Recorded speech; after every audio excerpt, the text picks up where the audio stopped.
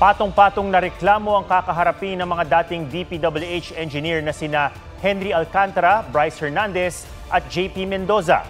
Sinampan sila ng tax evasion dahil sa mahigit 1.5 bilyong pisong halaga ng buwis na hindi umano nila binayaran.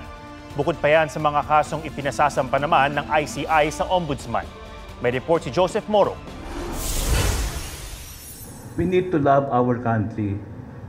We need to love our countrymen. Bitbit ni Independent Commission for Infrastructure Chairman Andres Reyes Jr. ang placard na nanawagan ng pag-ibig ng i-anunsyong ika-4 nilang rekomendasyon kaugnay ng issue sa flood control projects. Pinakakasuhan ng ICI sa Ombudsman ang mga opisyal ng DPWH Bulacan 1st District Engineering Office sa pangunguna ni dating District Engineer Henry Alcantara at kinatawa ng kontraktor ng Top-Notch Catalyst Builders at Beam Team Developer Specialist kaugnay ng 95 million pesos na slope protection structure sa Bukawi, Bulacan na nadiskubreng ghost project.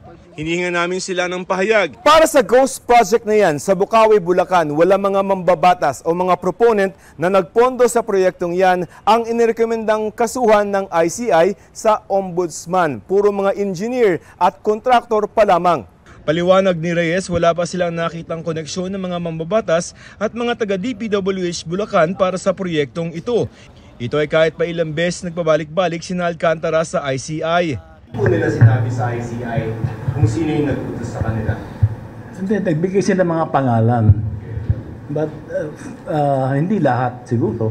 O baka yun lang alam nila. I don't know if they're withholding or what. But ang inirekomendang reklamo ng ICI dagdag sa tax evasion at iba pang paglabag sa National Internal Revenue Code of 1997 na inihain ng Bureau of Internal Revenue laban kina Alcantara at dating DPWH engineers Bryce Hernandez at JP Mendoza.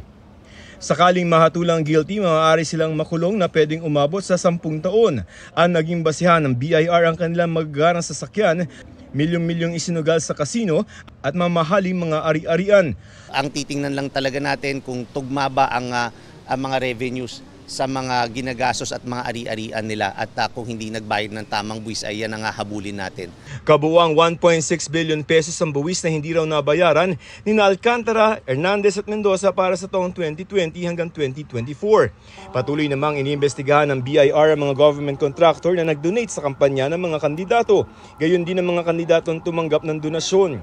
Tinitingnan din natin yung capacity rin nung nag-donate, whether or not bayad yung mga buwis niyan at kung may capacity yung nag-donate. Ang lahat ng kandidato, pag kumandidato yan, kinakailangan nilang i-report yan din sa BIR kung ano-ano ang mga tinanggap nila at kung magkano ang ginastos nila. Kung may natira yan ay kinakailangan nilang magbayad din ng buwis.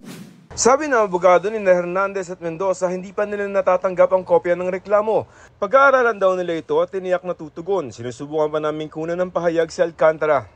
Naghain naman ng reklamo ng bid rigging si DPWH Secretary Vince Tison sa Philippine Competition Commission laban sa mga kontraktor na St. Timothy Construction Corporation at Silver Wolves Construction Corporation at ilang opisyal ng DPWH Davao Occidental at La Union. Kaugnay ito ng 15 kontrata ng flood control projects. Ayon kay Dison, 3.13 billion pesos ang maaring imulta sa mga sangkot kung mapapatunayang pineke nila ang bidding. Hinihinga namin ng pahayag ang mga nasabing kumpanya. Joseph Morong, nagbabalita para sa GMA Integrated News.